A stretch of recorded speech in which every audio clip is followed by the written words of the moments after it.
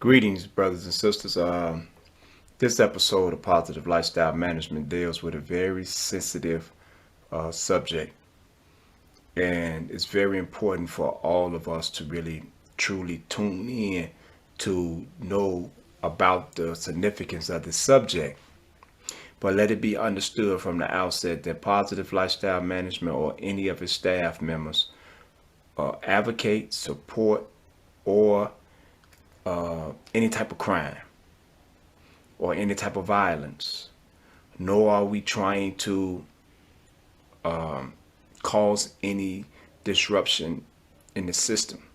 But we are bringing light to the system because, as we know, many innocent men and women are trapped inside the system for crimes that they did not do. So this subject is going to address some of the things that we can do in order to help ourselves if we are ever pulled over or arrested for any type of crime. So let's get to it. I was homeless, I didn't have a house, sleeping in my car outside my friend's house. He walked out, said come inside, while you sleeping in your ride. You know it's cold outside, can't eat food, ain't no place to live. Good advice, better than better, say get on the grind. Don't give up my nigga, you destined to shine, get on your feet nigga. Greetings, brothers and sisters, men and women around the world. Welcome to another episode of Positive Lifestyle Management. I'm your brother, Fee Taylor, and tonight's episode, we're going to be dealing with the duck.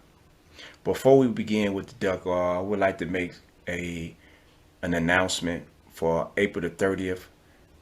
Come out for all of those who live in Kentucky, in the surrounding areas of Kentucky, Paducah, Kentucky. Come out and support the brothers Mac Deuce and G-Ball, and note the folks. They have a concert that they are going to be performing at the 2020 Club. So come out and support those brothers and give them all the support that they need. So now let's get to this subject. This subject that we're going to be dealing with tonight deals with the duck. And as many of you know, if you have ever been on a hunting trip, and you know why the duck wind up on the hunter's plate, because the duck was quacking. And so while the duck was quacking, the duck gave away his position, gave away everything. So I was sent a message by one of our most loyal supporters, and this message was, I'm gonna read it to y'all so y'all know exactly what the message said. I want to address this issue because it's a very important issue, and our supporter asked me to give my advice on it. And it says, I'd like to see an explanation of fast, speedy trial rights. A lot of young brothers have been scared into admitting to things they haven't done through coercion and not knowing their rights. Maybe this has been touched on. I'll go back and check. Okay, so let's address this issue. First and foremost, Positive Lifestyle Management does not advocate any type of crime. We do not advocate violence. We do not support crime. We do not support violence. But what we do is give the truth to the peoples, because we know that there are a lot of innocent peoples who are trapped inside of state and federal penal system for crimes that they have not committed. So tonight what we're going to do, we're going to address those crimes, and we're going to address those peoples, or their lack of crimes rather. I'm sorry about that. And the first thing that we have to remember when we are arrested is that 9 times out of 10, the police doesn't necessarily have the evidence to support us. They may have a theory, but what they need somebody to confirm the theory that they have in order to charge and convict somebody with a crime. So the first thing that we have to remember is the case called Miranda versus Arizona. This is the 1966 case that occurred in the state of Arizona. And this is what gives us our Miranda rights. And Miranda, in this case here, this guy was arrested. And when the person was arrested, he wasn't read his Miranda rights. You have a right to remain silent. Anything you say can or will be used against you in a court of law. You have a right to attorney. You know, all these are the Miranda warnings. This is where this come from. This come from the 1966 case, Miranda versus Arizona. Okay, so after you are read your Miranda warnings, this is what you are supposed to do. I'm gonna take a reading from October 1983 letter, the Duck. It says, if you are confronted by the powers to be, you are not to say anything and must be read the following rights. It is mandatory stemming from a 1966 case, Miranda versus Arizona. Under Miranda, you must be informed of the following before any questions are asked. 1. You have a right to remain silent under the Due Process Law, 5th and 14th Amendment, and that anything you say can and will be used against you in a court of law. You have a right to have an attorney present and to consult with a lawyer during questioning. If you cannot afford one, a lawyer will be supplied by the government. 3. You are entitled to make one free phone call, so don't waste it. Contact a lawyer or someone who can obtain one for you. Our brothers, while this is going on and afterwards, it is extremely important that you don't sign anything, papers, etc., without the advice of a lawyer you have selected. So, when you are arrested for a crime, no matter what that crime is, the best thing to do is to automatically keep your mouth shut. Or if you are arrested for something that you know that you didn't do, keep your mouth shut.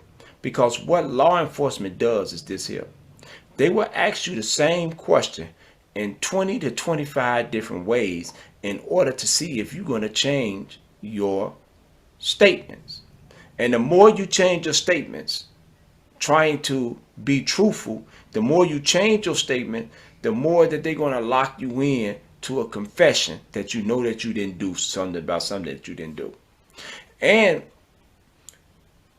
you have to remember this here. They will keep you in the police station. I know I think it's in Illinois, they have 72 hours to arrest you and to charge you with a crime. If they haven't arrested you and charged you with a crime within 72 hours, then they have to release you. Okay. What they would do, and this is the history in Chicago dealing with John Burge and his Midnight Crew. They will pull you in, physically assault you to get you, in order to get you to confess to a crime. Okay, now, then arrested you for this charge, then giving you, taking you to the county jail, whatever county you may be in, and then the first time you make your appearance in front of a judge, your speedy trial rights are running. Bam, from that point. But the moment that you ask for a continuance or some form of delay, it tolls your speedy trial rights. Now, each state has their own different speedy trial rights on when they're supposed to get you in trial. Okay, let's take the state of Illinois. The state of Illinois, the law is they have 120 days to get you to take you to trial. Now, that 120 days applies only when you demand trial and don't agree to any continuance. You don't want no continuance. You really want to go to trial. The state of Mississippi has a 270-day window where they have to get you to trial. In federal court, they have 70 days to get you to trial if you are demanding trial. We have to be careful when we are demanding trial, though, because if you know that there's some evidence that's connecting you to a crime and you are demanding trial, you're not giving yourself or your attorney the opportunity to prepare a defense.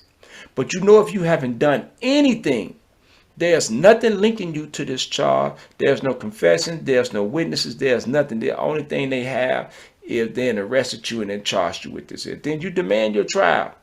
Demand it. And you stand on it and don't agree to a continuance. Now, the case that we have to really pay attention to when it comes to speedy trial rights is Barker versus Wingo. In the Barker case, This is what sets our speedy trial rights. This case happened in, I think, in the if I'm not mistaken, I think this case happened in July of 1958. So the Barker versus Wingo is the case that sets the speedy trial rights. And there are 4 things that they have to do when it comes to speedy trial. In the Barker case, it held, in its opinion, the court used a 4-factor balancing test to determine if the right to a speedy trial has been denied. The length of the delay. Depending on the delay, because you have to determine how long has it been. Is it unfair? The government's reason for delay. To determine the government's reason for delay, to delay in order to get a better witness against the defense is not a good reason. However, to do so because of witness availability is. Okay. The defendant, I think I want to get all this right.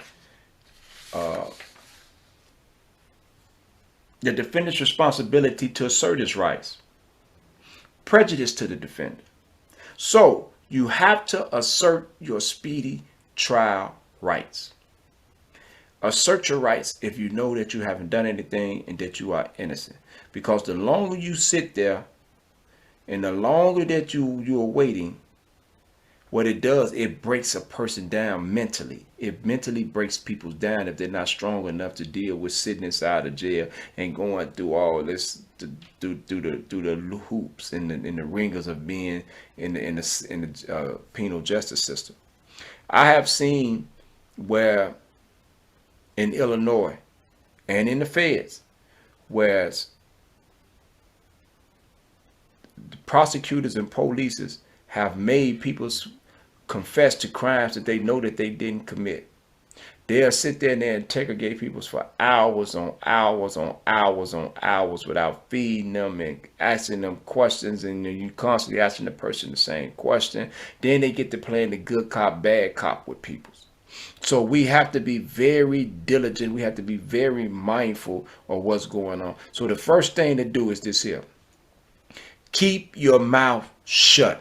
When they arrest you, don't make any statements. Don't say anything, because anything you say can and will be used against you in a court of law. No matter if you didn't sign no papers or anything, the police will come in and take the stand and say that, yeah, he admitted to doing such and such and such. He did this or she did this or they did this.